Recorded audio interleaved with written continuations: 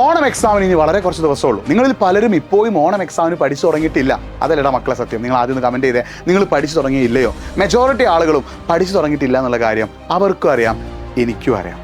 എന്തുകൊണ്ടാണ് നിങ്ങൾ പഠിക്കാത്തത്? നിങ്ങൾ ഓണം എക്സാമിന് വളരെ സില്ലി എക്സാം ആയിട്ട് കാണുന്നു. ഓണം എക്സാം അല്ലേ, എന്തിനാ കഷ്ടപ്പെട്ട് പഠിക്കുന്നത്? എന്തിനാ കഷ്ടപ്പെട്ട് പഠിക്കേണ്ട ആവശ്യം? ഇനി ഇഷ്ടം പോലെ സമയമുണ്ടല്ലോ പഠിച്ചെടുക്കാൻ. ഓണം എക്സാം അല്ലേ, ഇത് വലിയ പരിഗണിക്കൊന്നുമില്ല. ആര് പറഞ്ഞു? അതാണ് ഏറ്റവും വലിയ മണ്ടത്തരം. ഓണം എക്സാമിന് നിങ്ങൾ യഥാർത്ഥ രീതിയിൽ കൺസിഡർ ചെയ്തിട്ടില്ലെങ്കിൽ, ഓണം എക്സാമിന് നിങ്ങൾ കൊടുക്കേണ്ട ഇമ്പോർട്ടൻസ് കൊടുത്തിട്ടില്ലെങ്കിൽ, ഓണം എക്സാമിന് നിങ്ങൾ വേണ്ട രീതിയിൽ പരിഗണിച്ചിട്ടില്ലെങ്കിൽ നിങ്ങൾ പോകുന്നത് ഏറ്റവും വലിയ തെറ്റിലേക്കാണ്. ആ തെറ്റിലേക്ക് നിങ്ങൾ ഒരിക്കലും പോകരുത്.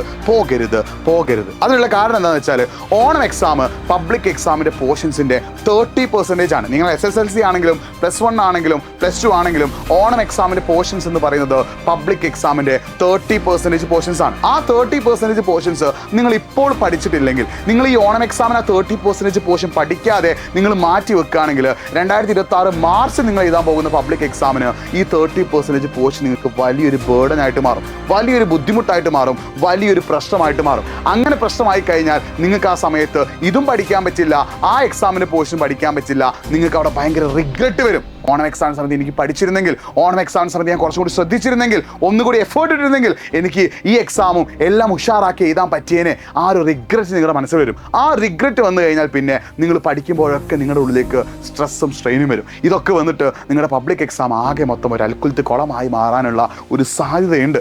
അത് ഒഴിവാക്കാനായിട്ട് ഇനിയുള്ള സമയം, ഇനിയുള്ള ദിവസം, അത് എത്ര ദിവസമെങ്കിലും ആയിക്കോട്ടെ, നിങ്ങൾ മാക്സിമം എഫേർട്ട് ഇടുക, മാക്സിമം അടിപൊളിയായിട്ട് പഠിക്കുക, മാക്സിമം ഉഷാറായിട്ട് പഠിക്കുക. നിങ്ങൾ നിങ്ങളുടെ മാക്സിമം എഫേർട്ട് ഇടാൻ തയ്യാറാണെങ്കിൽ മക്കളെ, ഞാൻ ആവർത്തിച്ച് പറയുന്നു, നിങ്ങൾക്ക് ഓണം എക്സാമിന് ഏറ്റവും ബെസ്റ്റ് റിസൾട്ട് തന്നെ നേടിയെടുക്കാനും പറ്റും.